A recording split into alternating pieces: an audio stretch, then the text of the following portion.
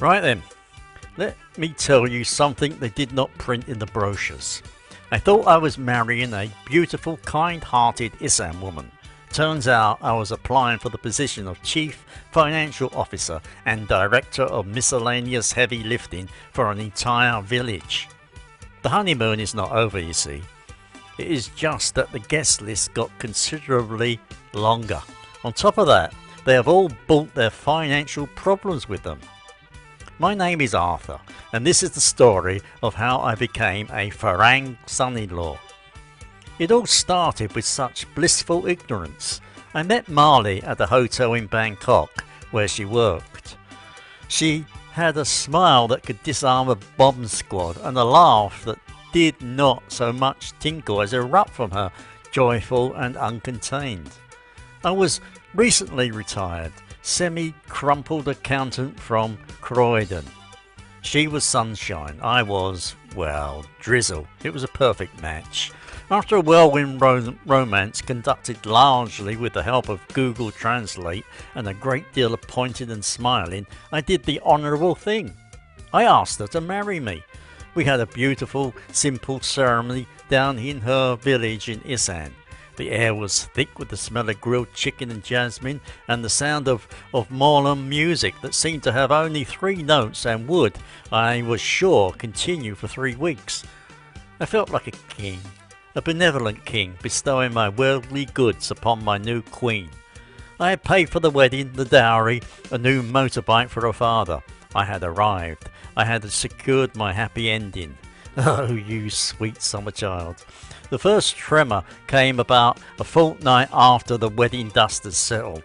We were sitting on the porch, sipping sweet, milky tea, watching the chickens perform their daily, frantic ballet. Marley's phone rang.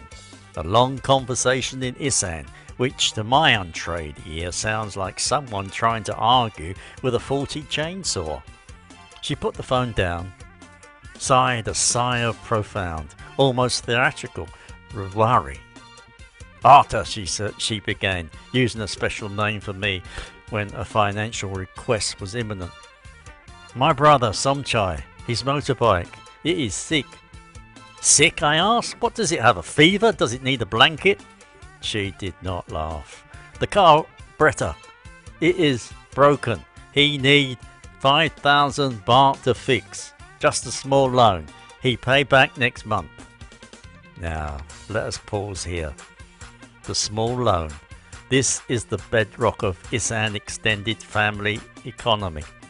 It is never a gift, heaven forbid. It is always a loan. This word is uttered with a seriousness usually reserved for oath of state. You will never ever see this money again. Nevertheless, you must treat the transaction with the gravity of a high street bank manager. To call it a gift would be to cause loss of face. To call it what it actually is, a permanent transfer of funds, would be crass.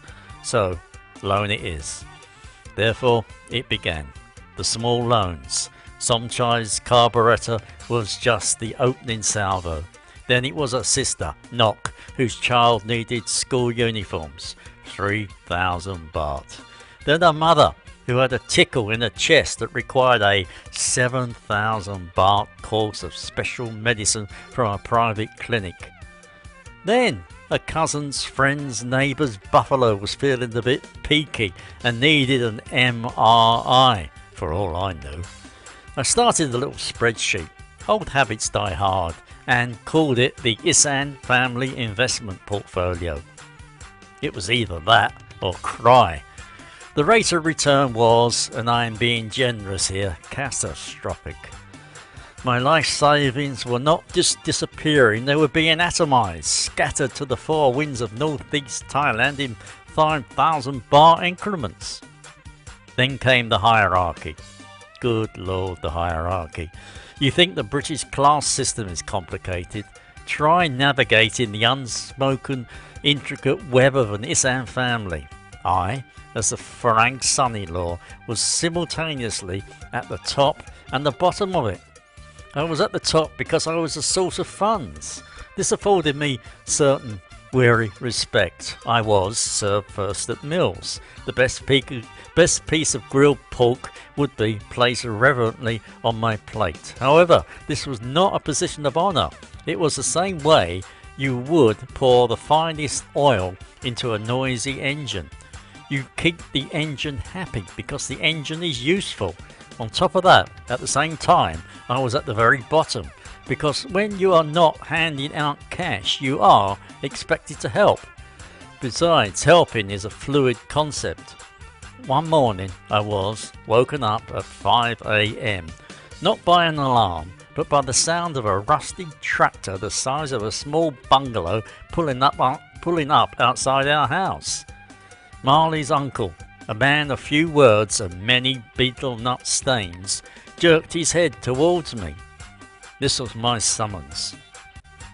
I spent the next 10 hours in a paddy field under a sun that felt personally offended by my pale English skin, hauling sacks of fertiliser that I am convinced were full of lead weights. I was no longer Arthur, retired accountant. I was the Farang. A large, oddly shaped tool, like a confusing spanner that could also be used to transfer money internationally. This was my real job. IT support for the entire village's smartphones. Arthur, it make a funny noise. Official translator for any English word on any packaging, and on one memorable occasion the designated caller to the insurance company in Bangkok after Auntie Dang reversed her car into a stationary and very solid tree. The aspiration was real. There were moments I would stare at the gecko on my ceiling and mutter. I had become a human ATM with a side hustle in manual labour. I would dream of my quiet semi in Croydon, of mowing my own lawn for my own pleasure, and then going to the pub for a pint that did not have ice in it. Then something shifted. It was during the Songkran festival. The whole village was waterlogged, chalk smeared, joyous riot.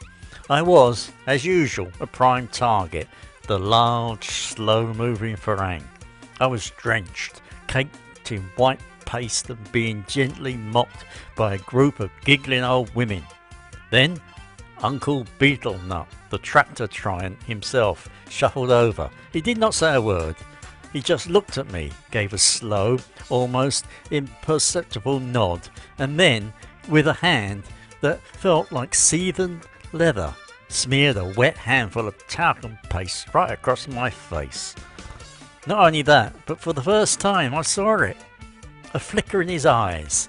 It was not the look for the ATM. It was not the look for the farm tool. It was affection. It was inclusion. It was the Isaan equivalent of a firm handshake and a welcome to the family, you daft old sod. It was profound, if slightly damp revelation. I started to look closer. I saw that the money for the sick motorbike meant Somchai could get to his factory job and would not lose his income. The school uniforms for Nock's child were worn with immense pride. That special medicine for Marley's mother. She had been quietly unwell for months and was now tending a vegetable garden with vigour, providing food for half the street. My investments were not disappearing into a void. They were circulating. They were the grease in the cogs of an entire microeconomy that had been functioning long before I arrived with my spreadsheet and my sense of British financial propriety. I had not bought a wife. I had in fact bought a stake in the resilient, complicated and fiercely loyal cooperative. The other day I came home from a truly brutal session helping dig a new pond, a job for which my back is still filing an official complaint. I was hot, dirty and grumpier than a wet cat. On the porch was a cold bottle of beer, condensation beading beautifully on the glass. Next to it, on a small plate, was a single sweet and golden perfect mango and cut up just for me. Not one said a word. No one said a word. Marley just smiled, that disarming smile. What is more, as I sat there, The sun settling over the rice fields, painting the sky in shades of orange and purple you simply do not get in Croydon, listening to the familiar chainsaw symphony of my extended family. I took a sip of my beer and had to admit it. The return on my investment is lousy. The working conditions are appalling. The holiday allowance is non-existent. Nevertheless, the benefits package, it is out of this world. So there you have it, my life as a Farang son-in-law.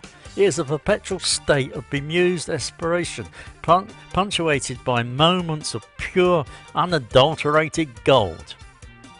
Now, it is your turn. I cannot be the only one. Tell me in the comments below, what was your Uncle Beetle Nut moment? The time you realised you were no longer just a guest, but a functioning, if slightly broken, part of the family machinery. Let us share the pain and the strangely satisfying fondness that comes with it. Thanks for listening, and goodbye.